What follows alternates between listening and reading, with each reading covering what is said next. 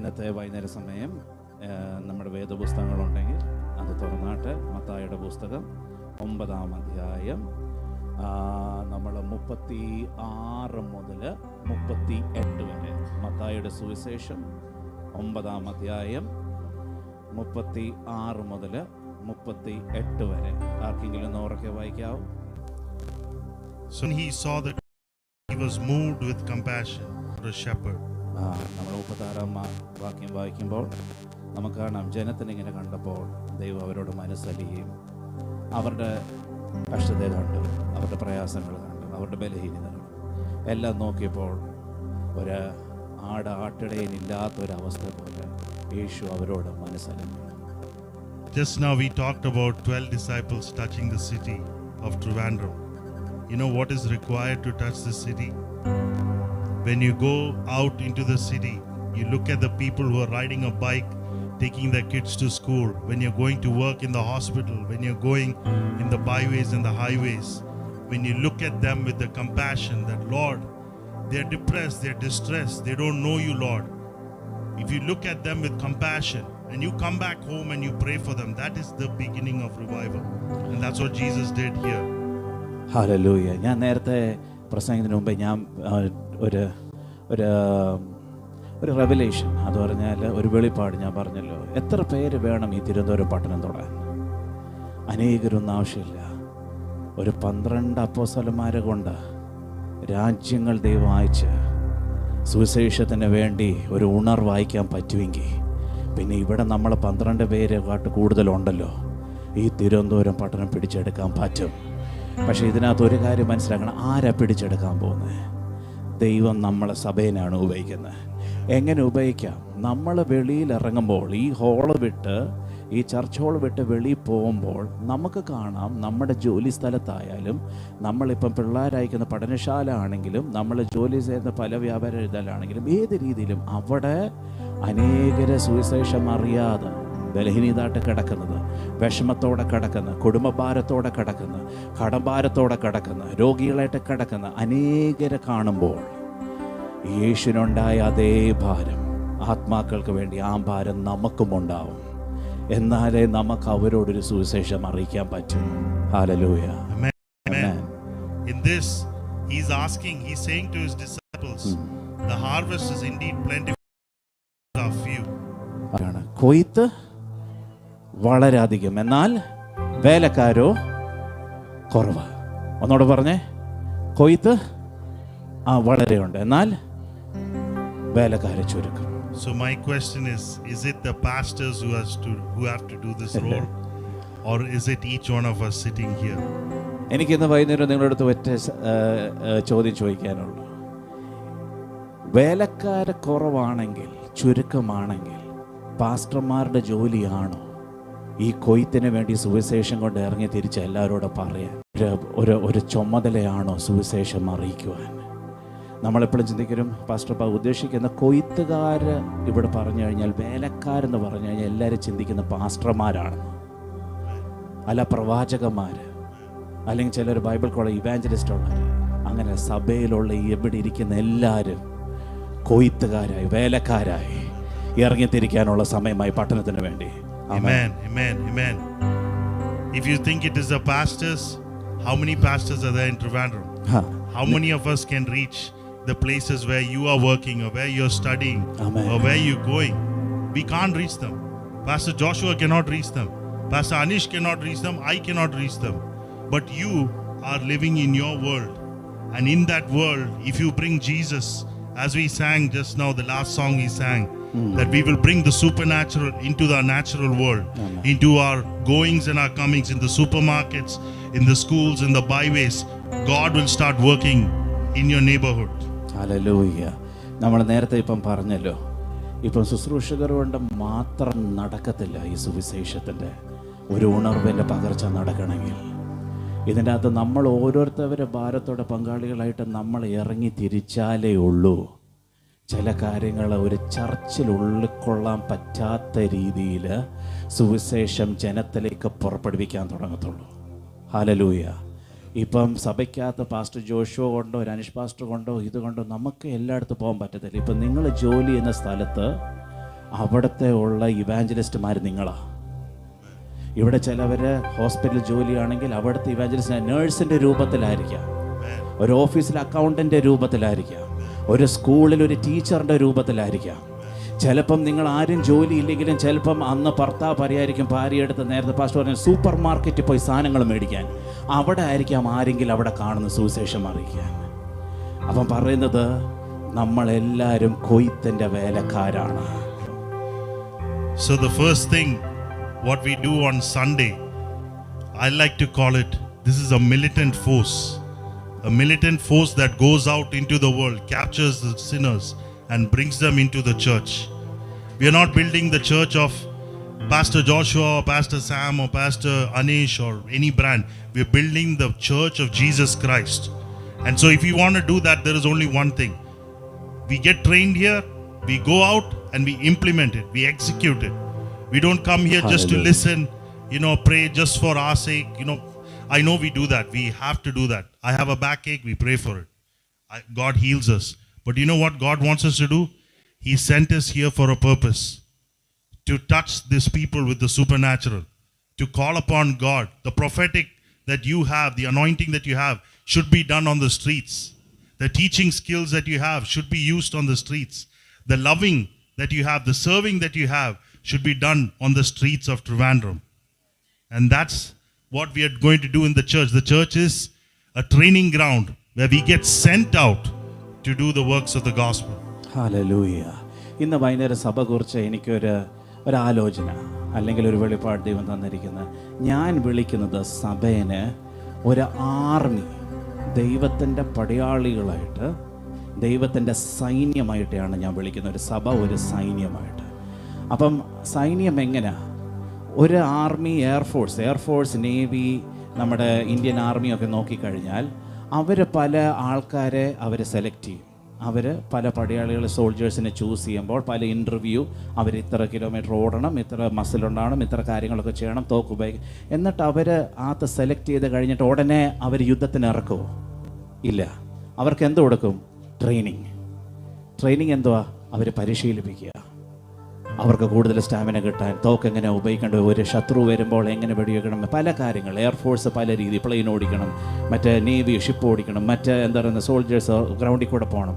Training കൊടുത്തിട്ട് എന്താ അവർ ചെയ്യുന്നത്? അവിടെ കെട്ടിപ്പിടിച്ച് ആർമിക്കകത്ത് ഇരുത്തുവാണോ?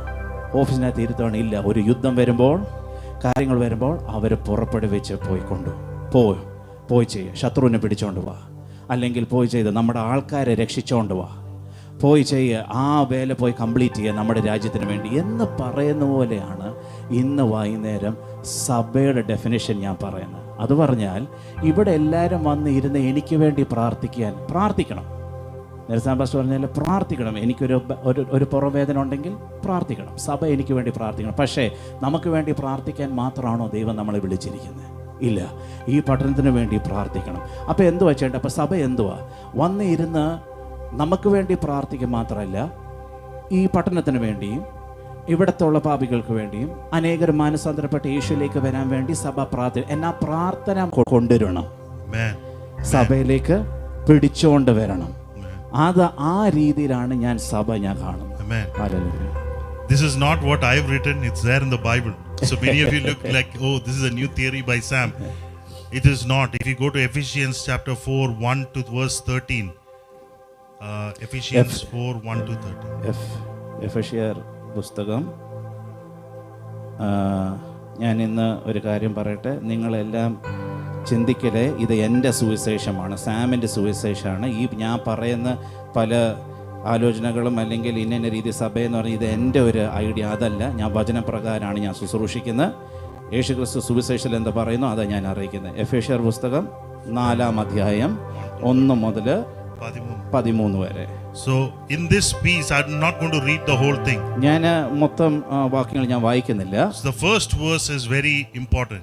ആദ്യത്തെ വാക്യം വളരെ മുഖ്യമായിട്ടുള്ളൊരു വാക്യമാണ്. We talked about discipleship. So what is the role of a church in discipleship? നമ്മൾ ശിഷ്യത്വം പറ്റി നമ്മൾ പറഞ്ഞു. അപ്പം ഒരു സഭയുടെ റോള് ശിഷ്യന്മാരാക്കാനുള്ള റോള് അത് എന്തുവാണ്?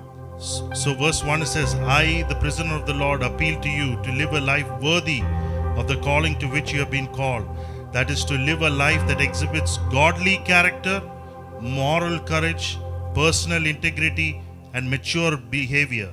A life that expresses gratitude to God. So that is discipleship. What is it? Godly character, moral courage, personal integrity, mature behavior. Hallelujah. ഇപ്പം നമ്മൾ ഒരു സഭയിലുള്ള എന്താ പറയുന്നത്, ഒരു സൈന്യത്തിൻ്റെ അകത്ത് ശിഷ്യന്മാരാക്കണം. അപ്പം ശിഷ്യന്മാർക്ക് എന്തൊക്കെ ക്യാരക്ടർ ഉണ്ടാവണം, എന്തൊക്കെയാണ് അവർക്ക് ജീവിതത്തിൽ ആവശ്യമുള്ള ശിഷ്യന്മാർ? ആരെങ്കിലും 4-ാം അധ്യായം എഫെസ്യർ 4-ന്റെ 1-2 വാക്യം ഒന്ന് വായിക്കാം, ഓർക്കെ വായിക്കാം മലയാളത്തിൽ.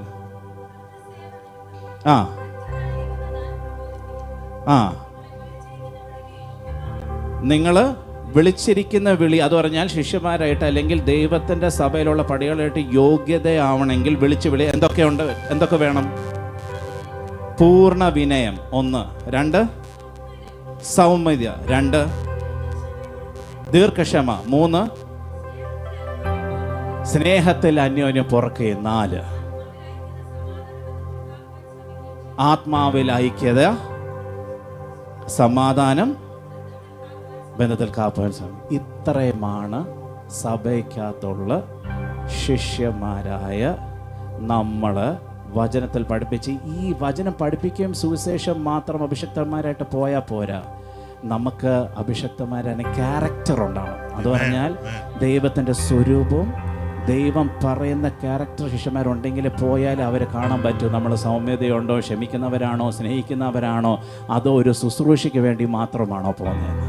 And I don't want to go to Matthew 7. It says when Jesus was talking about someone who prophesied a lot, did a lot of ministry, cast out demons, and when he reached heaven, Jesus said, "Who are you?" He said, "Who are you?"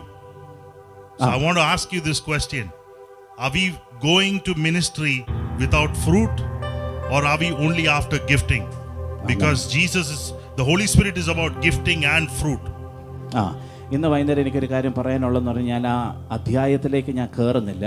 പക്ഷെ മത്തായി 7 ഇങ്ങനെ യേശുക്രിസ്തു ഇങ്ങനെ പറയുന്നുണ്ട്, ആ നാണ്ടിൽ, ആ കാലഘട്ടങ്ങളിൽ അനേകർ പ്രവാചകന്മാരായിട്ട് എഴുന്നേക്കും, സൗഖ്യമുള്ള ശുശ്രൂഷയിൽ എഴുന്നേക്കും, അനേക വരങ്ങൾ, കൃപാവരങ്ങളാൽ അവർ പക്ഷേ ഇവരെല്ലാം എൻ്റെ നാമത്തിൽ പലതും ചെയ്യും, പ്രവചിക്കും, സൗഖ്യം, ഭൂതങ്ങളെ പുറത്താക്കും, എല്ലാം ചെയ്യും. പക്ഷേ ദൈവം പറയുന്ന അവർ എനിക്ക് അറിയത്തില്ല, അല്ലേ? അപ്പം ഞാൻ ഇന്ന് വൈകുന്നേരം സഭയോട് എനിക്കൊരു കാര്യം പറയാനുള്ളത്, കൃപാവരങ്ങൾ നമുക്ക് വേണം, അഭിഷേകം നമുക്ക് വേണം ശുശ്രൂഷയിൽ. എന്നാൽ നമുക്ക് കൃപാവരം മാത്രം കൊണ്ട് സ്വർഗത്തിലേക്ക് പോവാൻ, ശുശ്രൂഷ മാത്രം ചെയ്താണ് എൻ്റെ കാര്യങ്ങൾ ആത്മാക്കൾ നേടാൻ, അതാണ് സഭയുടെ കോട്ടയം. നമുക്ക് ക്യാരക്ടറും വേണം. ആ ക്യാരക്ടറിൻ്റെ പേരാണ് പരിശുദ്ധാത്മാവിൻ്റെ, നമുക്ക് പറയാൻ പറ്റും 9 കൃപാവരങ്ങൾ പോലെ. 9 അല്ല, അതിൻ്റെ അപ്പുറത്തെ കൃപാവരങ്ങളുണ്ട്. എന്നാൽ സുവിശേഷം പറയുന്നു 9 കൃപ, എന്നാൽ അതിൻ്റെ അപ്പുറത്ത് 9 ഫലം, ഫ്രൂട്ട് ഓഫ് ദ സ്പിരിറ്റ് ഉണ്ട്. അപ്പോൾ ഇന്ന് വൈകുന്നേരം ഞാൻ പറയുന്നത് സഭയോട്, നമുക്കിപ്പോൾ പല സഭകൾ ഇന്ന് രാത്രി ഫോക്കസ് ചെയ്യുന്ന അല്ലെങ്കിൽ എല്ലാ കൃപാവരങ്ങളോട്, ശുശ്രൂഷ കൃപാവരങ്ങൾ, ശുശ്രൂഷ കൃപാവരങ്ങൾ. എന്നാൽ ഫലം, പരിശുദ്ധാത്മാവിൻ്റെ ഫലം എങ്ങനെയാണ്? സൗമ്യത എവിടെയാ?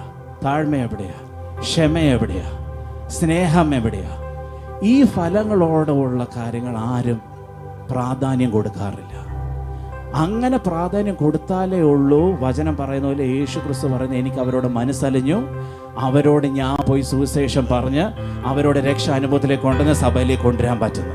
അപ്പോൾ ഇന്ന് രാത്രി എനിക്ക് പറയാനുള്ള പ്രാധാന്യമായിട്ട്, സഭ കൃപാവരങ്ങൾ വേണം, അഭിഷേകം വേണം. എന്നാൽ അതും കൊണ്ട് ഉൾക്കൊള്ളുന്ന അങ്ങോട്ട് പോകാനല്ല, ഇതിനകത്ത് ഫലം കായ്ക്കണം. ഫലം നമ്മുടെ ക്യാരക്ടറിൽ ഉണ്ടാവണം. പരിശുദ്ധാത്മാവിൻ്റെ ഫലം എന്തൊക്കെ പറയുന്നു അതിനകത്തും നമ്മൾ പ്രാധാന്യം കൊടുക്കണം. Amen. And so that is what happens in the church, where we are going through a training ground, where we are coming to God. When we hear the sermons, when pastor is sharing the sermon, or one of us is sharing the sermon, you know what's happening? A change in our mindset, change in our heart, and going to God in repentance and crying out, Abba, I'm a sinner, I'm wrong there, I repent, I turn away, I repent, I turn away. And so what happens tomorrow? You're not the same person. You're not the same person. You're a different person. And that's what happens in the church, because every day you become more and more like Jesus. Hallelujah. Become more and more like Jesus. And that is the ultimate goal. Not bringing thousands of people in and you going to hell. Your goal is to generate the ministry out of the fruit. It should come out of the fruit of the Holy Spirit. Hallelujah. എനിക്കൊരു കാര്യം ഇന്ന് പറയാനുള്ളതെന്ന് പറഞ്ഞു കഴിഞ്ഞാൽ, ഈ pastor Joshua ഈ സഭയിൽ നേതൃത്വമായിട്ടുള്ള pastor, ഈ സഭയ്ക്ക് വേണ്ടി ദൈവം കൊടുത്തിരിക്കുന്ന ഒരു ലീഡർഷിപ്പ്, ഇവിടെ ചിലപ്പോൾ അനീഷ് പാസ്റ്ററാണ്, സാം പാസ്റ്ററാണ്, ആരായി പോയിക്കോട്ടെ, നമ്മൾ ദൈവസന്നിധിയിൽ ഇരുന്ന് പരിശുദ്ധാത്മാ പറയുന്ന വചനം അല്ലെങ്കിൽ അന്ന് പ്രസംഗിക്കാനുള്ള കാര്യങ്ങൾ ദൈവസന്നിധിയിൽ ഇരുന്ന് പ്രാർത്ഥിച്ച് ദൈവാത്മാവ് വെളിപ്പെടുത്തുമ്പോൾ, നമ്മൾ സഭയോട് വന്ന് ഇത് സംസാരിക്കുമ്പോൾ, പഠിപ്പിക്കുമ്പോൾ, അല്ലെങ്കിൽ ഇത് പ്രസംഗിക്കുമ്പോൾ, സഭയിൽ കിടക്കുന്ന ഓരോ പടയാളികൾ അല്ലെങ്കിൽ പുത്രൻ പുത്രിമാർ അല്ലെങ്കിൽ കൊയ്ത്തുകാർ അല്ലെങ്കിൽ ശിഷ്യന്മാർ ആരായി പോയിക്കോട്ടെ, അവർ ഈ വചനം കേൾക്കുമ്പോൾ 2-3 കാര്യം നടക്കണം. ഒന്നെന്തുവാ? ചിന്തയിലൊരു രൂപാന്തരം. ചില വചനം ഇങ്ങനെ അകത്ത് കയറുമ്പോൾ എൻ്റെ ചിന്തയിൽ മാറ്റം വരുത്തണം. അങ്ങനെ മാറ്റം വരുത്തണമെങ്കിൽ എനിക്ക് മനസ്സുണ്ടാവണം. അത് പറഞ്ഞാൽ ഞാൻ ചെയ്യുന്ന എന്തോ തെറ്റുണ്ടോ, അല്ലെങ്കിൽ എന്തോ പാപമുണ്ടോ, അല്ലെങ്കിൽ ഞാൻ ചില കാര്യങ്ങൾ പരിശുദ്ധാത്മാ പറയുന്ന അനുസരിച്ച് വചനം പറയുന്നതിന് അനുസരിക്കുന്നില്ല, ചെയ്യുന്നില്ല. അങ്ങനാണെങ്കിൽ മനസ്സിൽ ഞാൻ ചില വ്യത്യാസങ്ങൾ വരുത്തിയേ പറ്റൂ. അപ്പം മനസ്സിൽ വ്യത്യാസം വരുത്തി കണ്ടാൽ എങ്ങനെ ഇത് പ്രായോഗികമാക്കണമെങ്കിൽ ഇത് മനസ്സിനകത്ത് എൻ്റെ ഹൃദയത്തിലേക്ക് കയറണം. ഹൃദയത്തിനകത്ത് കയറുമ്പോൾ എൻ്റെ ഹൃദയം രൂപാന്തരപ്പെടാൻ തുടങ്ങും. കാരണം രൂപാന്തരപ്പെട്ടാലേ ഹൃദയത്തിൻ്റെ അകത്ത് ചില കാര്യങ്ങൾ ശരീരമായിട്ട് പുറപ്പെടു വെച്ച് എൻ്റെ കൈകളും എൻ്റെ കാലുകൾ ചലിപ്പിച്ച് പിന്നെ മനസ്സിൽ എന്നെ ദൈവം വചനം കൊണ്ട് കറക്റ്റ് ചെയ്ത കാര്യങ്ങൾ, എന്നെ ഹൃദയത്തിൽ രൂപാന്തരം വരുത്തിയ ദൈവം പിന്നെ സുവിശേഷം എൻ്റെ ഉള്ളിൽ വന്ന് പിന്നെ എന്നെ മൊത്തത്തോടെ വ്യത്യാസപ്പെടുത്തി. പിന്നെ അതിലായിരിക്കും ഞാൻ നടക്കാനും ജീവിക്കാനും സുവിശേഷം പറയാൻ തുടങ്ങുന്നതും. ആ ഭാരത്തോടാണ് ഞാൻ അനേകരെ കുറിച്ച് യേശുവിലേക്ക് കൊണ്ടുവരുന്നത്. ഞാനൊരു കാര്യം ഇന്ന് വൈകുന്നേരം പറയട്ടെ. ഈ പ്രാസംഗികരായ അല്ലെങ്കിൽ വചനത്തിൽ പഠിക്കുന്നവർ, ആഴമായിട്ട് ആത്മാവിൽ കയറുന്നവർ, അവർ പ്രസംഗിക്കുക, എന്നാൽ അവരുടെ ജീവിതത്തിൽ പ്രവൃത്തിയിൽ ഇത് ഇല്ലെങ്കിൽ, അനേകർ കേൾക്കുന്നവർ സ്വർഗത്തിൽ പോയി, എന്നാൽ പ്രാസംഗികരോ നരകത്തിൽ പോയി, അങ്ങനത്തെ അവസ്ഥ ആർക്കും ഉണ്ടാവില്ലേ. സുവിശേഷമായി ഇവിടെ ശിഷ്യന്മാരായിട്ട് വളർന്നവരും പഠിക്കുന്നവരും വചനം പഠിക്കുന്ന ഭാരത്തോടെ കൊയ്ത്തുകാരായിട്ട് വെളി പോകുമ്പോൾ അവരെ കുറിച്ച് ശോധന ചെയ്ത് ചിന്തിക്കുകയും ചെയ്യണം. ഞാൻ ഇന്ന് സുവിശേഷം കൊണ്ട് പുറപ്പെടുമ്പോൾ, പട്ടണത്തിലേക്ക് പുറപ്പെടുമ്പോൾ, എൻ്റെ ജോലി സ്ഥലത്തേക്ക് പുറപ്പെടുമ്പോൾ, കടയിലേക്ക് സാധനം പോയി മേടിക്കുമ്പോൾ, ചില ആൾക്കാർ ആത്മാക്കൾ കാണുമ്പോൾ പെട്ടെന്ന് എനിക്ക് അവരെ വിവേചിച്ച് അവരോട് സുവിശേഷം പറയാനും അവർ രൂപാന്തരപ്പെടാൻ പറയും. പക്ഷെ ഞാനോ? അപ്പം ഞാൻ തന്നെ ചില കാര്യങ്ങൾ ശോധന ചെയ്ത് ക്ഷമ ചെയ്ത് എനിക്ക് വചനം കേട്ട് രൂപാന്തരപ്പെട്ട് ഹൃദയം, അത് എന്നെ ആദ്യം രൂപാന്തരപ്പെടുത്തണം, എൻ്റെ കുടുംബത്തിന് ആദ്യം, എന്നിട്ട് വേണം ഈ തീ കൊണ്ട് ഞാൻ പുറത്തു പോകാൻ. ഹല്ലേലൂയ.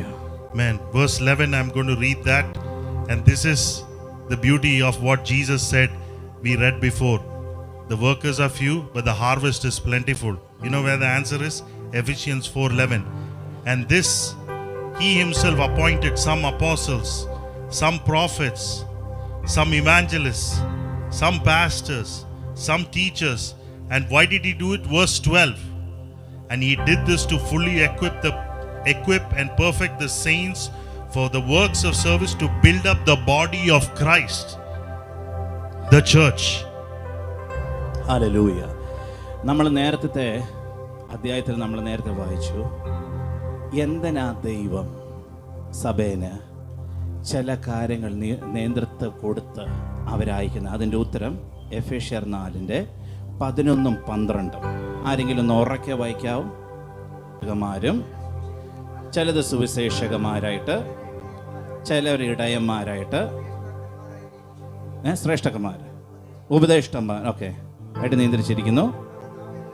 എന്തിനാ? വായിച്ചോ. വിശ്വാസത്തിലും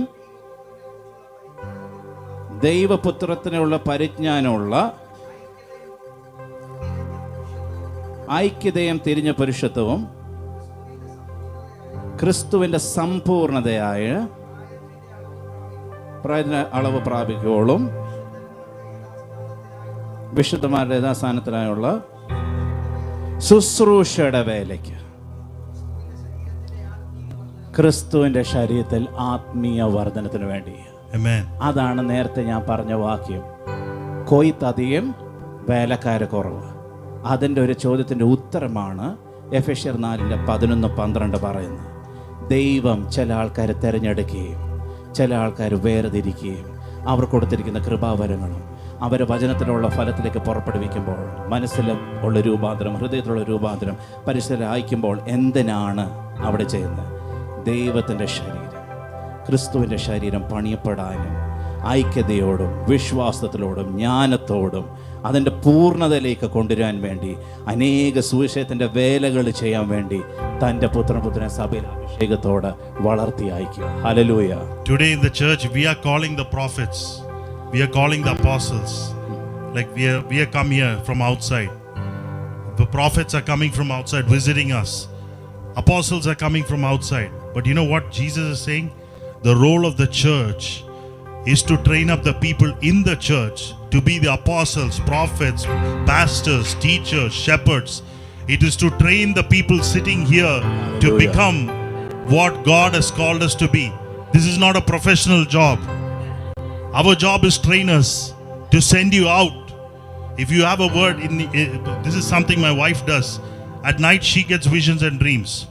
When she gets visions and dreams, I know she's called in the prophetic. I don't have visions and dreams. But for me personally, I am driven by the next generation. I'm so concerned. I pray for the next generation. What about new pastors? Because all the pastors are above the age of 65. There are no young pastors. That bothers me. For Pastor Anish, it's a prophetic. For him, what bothers is encouraging people, correcting people to do something else. For this pastor here, Pastor Joshua, is to shepherd the flock, to take care of you. So what is the church? The church is all of us combined. Because otherwise the church is not complete. Hallelujah. ഇന്ന് വൈകുന്നേരം ഞാനൊരു കാര്യം പറയട്ടെ. സഭ ഇപ്പം പല സഭകൾ അല്ലെങ്കിൽ പല ശുശ്രൂഷ ഇപ്പം നടക്കുന്ന ഒരു ട്രെൻഡ് അല്ലെങ്കിൽ ഒരു ഇതെന്ന് പറഞ്ഞു കഴിഞ്ഞാൽ, ഈ അനേക സ്പെഷ്യൽ മീറ്റിങ്ങുകൾ കാണും. സ്പെഷ്യൽ മീറ്റിങ്ങിനോട് ഇനി എതിർപ്പില്ലെന്നല്ല, പക്ഷേ അവരെന്ത് ചെയ്യും? ചില സമയത്ത് ഒരു ഞായറാഴ്ച ഒരു ഇന്നാളൊരു അപ്പോസ്തലനാണ്, അപ്പോസ്തലനെ ക്ഷണിച്ച് അപ്പോസ്തലനുള്ളൊരു ശുശ്രൂഷ നടക്കും, എല്ലാവരും അനുഗ്രഹിക്കപ്പെടും, അപ്പോസ്തലൻ പോവും. പിന്നെ വേറൊരു ഞായറാഴ്ച ചിലപ്പോൾ ഒരു പ്രവാചകനെ വിളിക്കും, പ്രവാചകൻ പ്രവചന ശുശ്രൂഷ ചെയ്ത് സഭയ്ക്ക് അനുഗ്രഹമായി പ്രവാചകനും പോവും. പിന്നെ ഇവാഞ്ചലിസ്റ്റ് വിളിക്കും, വന്ന് പുള്ളിക്കാരൻ ശുശ്രൂഷ ചെയ്ത് പുള്ളിക്കാരൻ പല ക്രൂസൈഡും കാര്യങ്ങളൊക്കെ ചെയ്തെന്ന് പറഞ്ഞ് പുള്ളിക്കാരൻ പോവും. പിന്നെ വചനം പഠിപ്പിക്കുന്ന ടീച്ചർമാർ വന്ന് അവർ വചനം ചില പഠിപ്പിച്ച് നമ്മളെല്ലാം അനുഗ്രഹിക്കപ്പെട്ട് അവരും പോവും. എന്നാൽ ഈ വാക്യം അനുസരിച്ച് പറയുന്നത് പറഞ്ഞു കഴിഞ്ഞാൽ, സഭയ്ക്കകത്തുന്ന അപ്പോസ്തലന്മാരെ എഴുന്നേൽപ്പിക്കണം. നമുക്ക് ഗസ്റ്റ് ആൾക്കാർ വേണം, അപ്പോസ്തലന്മാരും ഇവാഞ്ചലിസ്റ്റും പ്രവാചകരും. എന്നാൽ എപ്പോഴും അവർ മാത്രം വിളിച്ച് സഭയ്ക്കകത്ത് എല്ലാവരും ഇങ്ങനെ ഇരിക്കാനല്ല. ചിലവർ അപ്പോസ്തലന്മാരുണ്ട്, അവരെ സഭയുടെ വെളി കിടക്കുക. അപ്പം അവർ വിളിച്ച് അപ്പോസ്തലന്മാരുടെ പല അഭിഷേകം പല കാര്യങ്ങൾ ചെയ്ത് നമ്മളിങ്ങനെ അന്തം വിട്ട് ഇങ്ങനെ നിന്ന് കൈയടിച്ച് പ്രാപിച്ച് അപ്പോസ്തലൻ പോയി. പിന്നെ പ്രവാചകൻ വിളിച്ചു, പ്രവാചകൻ പല പേരുകൾ അല്ലെങ്കിൽ പല കാര്യം പ്രവചന ശുശ്രൂഷ നടന്നു, പ്രവാചകൻ പോയി. പിന്നെ അടുത്ത ആരാ വരുന്നത്? ഞായറാഴ്ച.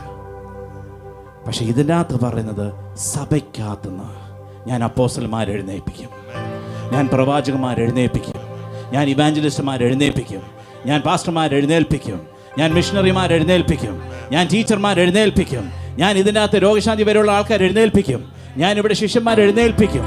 അങ്ങനെയുള്ള കാലഘട്ടമാണ് ഞാൻ പറയുന്നത്. ഞാൻ പറയട്ടെ, എൻ്റെ ടൊറോണ്ടോയിൽ സഭയിൽ എനിക്ക് ഒരു ഭാര്യ, ഫസ്റ്റ് സാമിൻ്റെ ഭാര്യ ബിബി സിസ്റ്റർ, പുള്ളിക്കാരത്തേക്ക് ദൈവം കൊടുത്തിരിക്കുന്ന കൃപാവരങ്ങൾ എന്ന് പറഞ്ഞാൽ ദർശനം, സ്വപ്നം. രാത്രി കിടക്കുമ്പോൾ അല്ലെങ്കിൽ രാവിലെ ചില കാര്യങ്ങൾ ചെയ്യുമ്പോൾ ദർശനങ്ങൾ, സ്വപ്നത്താൽ പരിശുദ്ധാത്മാവ് സംസാരിക്കും. അത് പല കാര്യങ്ങൾ കറക്റ്റായിരിക്കും. അതാണ് പുള്ളിക്കാരുടെ ശുശ്രൂഷ. എന്നിട്ട് വന്നിട്ട് എൻ്റെ അടുത്ത് അറിയിക്കും, സഭയോടും അല്ലെങ്കിൽ ഒരു ദേശത്തെ പറ്റി, അല്ലെങ്കിൽ ഞാൻ താമസിക്കുന്ന പട്ടണത്തെ പറ്റി, അല്ലെങ്കിൽ ചില വ്യക്തികൾ പറ്റി.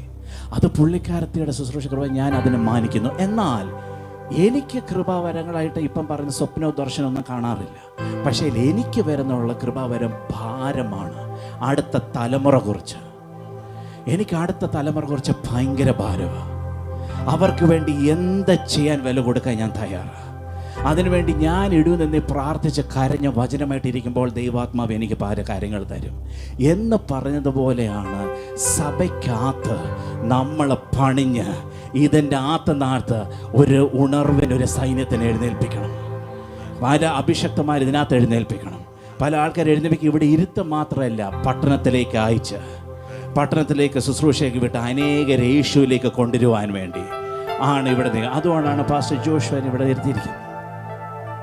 ഇപ്പം നമ്മളെപ്പോലെ ചില ആൾക്കാർ വരും, പക്ഷെ പാസ്റ്റർ ജോഷി ഇരുത്ത് എന്തുവാ, ഇവിടെ ഓരോ വ്യക്തികൾ ആയിട്ട് ബന്ധം വെക്കുമ്പോൾ, പരിശുദ്ധാത്മാവിനോട് പ്രാർത്ഥിക്കുമ്പോൾ പരിശുദ്ധാത്മാ ഭാരം കൊടുക്കും. ഇവിടെ ആൾക്കാർ ഏത് രീതി വചനം പഠിപ്പിക്കാൻ, ഏത് രീതി ആത്മാവിൽ തയ്യാറാക്കാൻ. ഇതിനകത്ത് അപ്പോസ്തലന്മാർ ചിലവരുണ്ട്, ഐഡൻറ്റിഫൈ ചെയ്യിപ്പിച്ച് അവരെ വളർത്തിയെടുത്ത് സൈന്യത്തിന് വിട്ട പട്ടണം കീഴടക്കാൻ പിടിക്കാൻ ആത്മാക്കൾ. അതാണ് സഭയുടെ ഒരു ദൗത്യം. The power of the church is not accumulating thousands of people. We always see it in the TV. We always see mega churches. Many of the pastors, including me when I started out, that is the goal. Accumulate thousands of people in the church. You know what is the most powerful church? The most powerful church is a sending church. Amen. The militant church that sends out. You saw the 12 disciples. They went out all across the world. They were all hanging out together for 3 years. They were brothers. They used to eat together. They used to joke together. They used to do all of these things together. They were fishermen. They were doubtful. Some of them were bad disciples. Some of them doubted. Some of them, I'm going to Europe. I'm going to share this gospel to the ends of the world. The 12 people, we said we are more than 12 people here. Amen. You know what they did? They didn't come together and form a church. And they had Peter as a pastor and said, okay, let's clap our hands and pray for each other. What did they do? They spread themselves out. They sent themselves out. You know what's equip? Send. Amen. ഞാൻ പണ്ട് ചിന്തിക്കാൻ തുടങ്ങിയപ്പോൾ ഞാൻ കാണാൻ തുടങ്ങി പല T വിയിലും അല്ലെങ്കിൽ ഇതുപോലത്തെ പല ചർച്ചകൾ 1000 പേര് 10,000 പേര് അങ്ങനെ കുറച്ച് ചർച്ചകൾ കണ്ടപ്പോൾ ഞാൻ വിചാരിച്ചു, എൻ്റെ ദൈവമേ, ഇനി എൻ്റെ സഭ അടുത്ത ദൈവരാജ്യം മുന്നോട്ട് പോകണമെങ്കിൽ എൻ്റെ സഭയ്ക്കകത്തും 1000-10,000 പേര് ഇരുന്നാലേ സഭയുടെ ഒരു സക്സസ് അല്ലെങ്കിൽ സഭ എന്തെങ്കിലും ആയെന്ന് എനിക്ക് പറയാൻ പറ്റും. അതായിരുന്നു എൻ്റെ ചിന്ത. പക്ഷെ പിന്നെ ആത്മീയമായിട്ട് ഞാൻ ആഴത്തിലേക്ക് ദൈവമായിട്ട് വളരാൻ തുടങ്ങിയപ്പോൾ, വചനത്തിൽ ആഴമായിട്ട് കയറിയപ്പോൾ എനിക്കൊരു കാര്യം മനസ്സിലായി. 10,000 പേര് ഇരുത്തുന്നതിലല്ല സഭ, എനിക്ക് എത്ര പേര് അയക്കാൻ പറ്റതാണോ ഒരു സഭയുടെ സ്ട്രെങ്ത്. എത്ര കസേരകൾ ആൾക്കാർ ഇരിക്കുന്നതിലല്ല ഒരു സഭയുടെ വിജയം. എത്ര പേരെ എനിക്ക് വളർത്തി പഠിപ്പിച്ച് വചനത്തിൻ്റെ അഭിഷേകത്താൽ ആത്മാവിൻ്റെ നിയോഗത്താൽ ഇതിനകത്ത് എത്ര അപ്പോസ്തലന്മാരെ എനിക്ക് അയക്കാൻ പറ്റുന്നുണ്ടോ, എത്ര പാസ്റ്റർമാരെ എനിക്ക് അയക്കാൻ പറ്റുന്നുണ്ടോ, എത്ര ഇവാഞ്ചലിസ്റ്റുമാരെ എനിക്ക് അയക്കാൻ പറ്റുന്നുണ്ടോ, എത്ര മിഷണറിമാരെ എനിക്ക് അയക്കാൻ പറ്റുന്നുണ്ടോ, അതിൻ്റെ ഭാരം എനിക്ക് തിരിച്ചറിയാൻ തുടങ്ങി. അന്ന് മുതൽ ഞാൻ എൻ്റെ മനസ്സ് മാറ്റി. എനിക്ക് ഒരു സീറ്റിംഗ് ഇരിക്കുന്ന 1000 കണക്കിന് ഇരിക്കുന്ന ചർച്ച കാട്ട് വലുത് എനിക്ക് എത്ര പേരെ വളർത്തി എനിക്ക് അയക്കാൻ പറ്റിയെന്നാണ്. ഞാൻ നിങ്ങളുടെ അടുത്ത് ഒരു കാര്യം ചോദിക്കട്ടെ. വചനത്തിനകത്ത് 12 ശിഷ്യന്മാർ, 12 ശിഷ്യന്മാരാണ് സുവിശേഷത്തിൻ്റെ അടുത്ത തലം. യേശുക്രിസ്തു ഒരു യെരൂശലേം കൊണ്ട് ഒതുങ്ങിയെടുത്ത് അവിടെ നിന്ന് എടുത്ത് ലോകരാജ്യങ്ങൾ കൊണ്ടുപോയത്. ഞാനൊരു കാര്യം ചോദിക്കട്ടെ, അവർ ഒരുമിച്ച് ഒരു സഭയ്ക്കകത്ത് ഇരുന്ന് പെരുകിക്കൊണ്ടിരുന്നാൽ പോരായിരുന്നു. പക്ഷെ 12 പേര് 3.5 വർഷം മാത്രം യേശുക്രിസ്തുവിടെ ഒരുമിച്ച് ഇങ്ങനെ ഇരിക്കുക. അത് കഴിഞ്ഞ് ഇച്ചിരി നാളും കൂടെ കഴിഞ്ഞു. പക്ഷെ എന്താ അവരുടെ അകത്ത് സംഭവിച്ചത്? ഇവരെല്ലാം നല്ല യോഗ്യതയുള്ള ആൾക്കാരാണോ ആദ്യം യേശുവല്ല ഇവരെ തിരഞ്ഞെടുത്തപ്പോൾ? കുറേ മീൻപിടുത്തക്കാർ, ഒരു ഡോക്ടർ, പിന്നെ വേറൊരുത്തൻ മറ്റേ ടാക്സ് പണമായിട്ട് അങ്ങനെ ഒരാൾ. ഇവരെല്ലാവരും യേശുവിടെ നിന്നപ്പോഴും യേശു അവർക്ക് സുവിശേഷം പഠിപ്പിച്ചുകൊണ്ടിരുന്നപ്പോഴും അവരുടെ ഓരോ ഗിഫ്റ്റുകൾ അവരെങ്ങനെ വീണ്ടും ചിലവരൊക്കെ സംശയിക്കാൻ തുടങ്ങി, ചിലർക്ക് ദേഷ്യം വരാൻ തുടങ്ങി, പിറുപിറുക്കാൻ തുടങ്ങി, കുറ്റം പറയാൻ തുടങ്ങി, എല്ലാം തുടങ്ങി. എന്നിട്ടും യേശു അവരെ കൈവിട്ടു. ഉയർത്തെഴുന്നേൽപ്പ് കഴിഞ്ഞപ്പോൾ പരിശുദ്ധാത്മാവിൻ്റെ ഒരു ശക്തി അവരുടെ മേളിൽ വന്നപ്പോൾ ഈ പഠിപ്പിച്ച വചനവും ഈ പഠിപ്പിച്ച കാര്യങ്ങളെല്ലാം കൂടി ഇത് ചലിക്കാൻ തുടങ്ങിയപ്പോൾ ഇവർ ഇച്ചിരി നാളെല്ലാം കൂടി ഒരുമിച്ചിരുന്നിട്ട് പിന്നെ അവർ രാജ്യങ്ങളിലേക്കും പട്ടണത്തിലേക്കും അവർ ഇറങ്ങാൻ തുടങ്ങി. അവർ പിന്നെ ഇങ്ങനെ കെട്ടിപ്പിടിച്ച് ഇരിക്കാനല്ല, ഒരു സീറ്റിൽ കിടന്നൊരു സഭയ്ക്കകത്ത് ഇരിക്കാനല്ല. അവർക്ക് മനസ്സിലായി, നമ്മൾ പോയി സുവിശേഷം കൊണ്ട് രാജ്യങ്ങളെടുത്ത് പറയണം. കാരണം അനേകർ ഈ സുവിശേഷം അറിയണം. യേശു ആരെന്ന് അനേകർ യേശുവിലേക്ക് വരുന്ന, അതാണ് സഭയുടെ സക്സസ്. അതുകൊണ്ടാണ് ഇന്ന് ഞാൻ പറയുന്നത്, ഈ വൈകുന്നേരം കാലം ഈ സഭയോട് ഞാൻ പറയുന്നത്, എത്ര പേര് വന്ന് ഇരിക്കുന്നതിലല്ല എനിക്ക് കാര്യം, എത്ര പേരെ വളർത്തി ഇതിനകത്ത് എഴുന്നേൽപ്പിച്ച് അവരുടെ വിളിയിലേക്ക് അയക്കുവാൻ, പട്ടണത്തിലേക്ക് ഇറക്കുവാൻ, അനേക ആത്മാക്കൾ യേശുവിനെ അറിയുവാൻ, സുവിശേഷം ലോകരാജ്യങ്ങൾ മൊത്തം പോവാൻ ഇതിൽ എത്ര പേര് എഴുന്നേക്കാൻ പറ്റുമെന്നാണ് ഇന്ന് രാത്രി എൻ്റെ ചോദ്യം. എത്ര പേര് പട്ടണത്തിന് വേണ്ടി എഴുന്നേക്കാൻ പറ്റും? എത്ര പേര് അവരുടെ ജോലി സ്ഥലത്തേക്ക് വേണ്ടി എഴുന്നേക്കാൻ പറ്റും? എത്ര പേര് കടയിൽ പോയി സുവിശേഷം അറിയിക്കാൻ പറ്റും? അതാണ് ഈ സഭയുടെ കുറിച്ച് പറഞ്ഞിരിക്കുന്നത്. Let's stand up and let's commit our life to God. If you are ready to take this as a challenge, Lord, I'm going to work for you in my workplace. I'm going to come to the church not just to pray for my needs, my health, my wealth. I'm going to be coming here for training. If the pastor says, hey son, that's wrong, I'm willing to correct it. If the Holy Spirit says in my personal prayer it's wrong, I'm willing to correct it. If you're recommitting your life to Jesus, saying, I'm willing to be corrected, I'm willing to be surrendering myself, I'm willing to be going out into the cities, I'm willing to generate fruit, and then the gifting. Fruit, character, becoming like Jesus, and the gifting. You know what will happen? You will change the world. Hallelujah. You will change the world. And when you go to the other side, He's going to recognize you. So the question is this: if you want to recommit your life tonight, I ask you to close your eyes. This is not a show, this is not a gimmick. Raise your hands, cry out to God. Just recommit your life. Lord, I do not know. Some of us sitting here might not know the gifting. I don't know what's the gifting in my life. I don't know. But if you can just cry out to God, God, sometimes I see visions. Sometimes I'm able to worship you. Maybe you're called for worship. Maybe your heart is pulled to serving the poor. Maybe you're God, reveal in me the way that you have created me, Lord, that I can be used for your kingdom.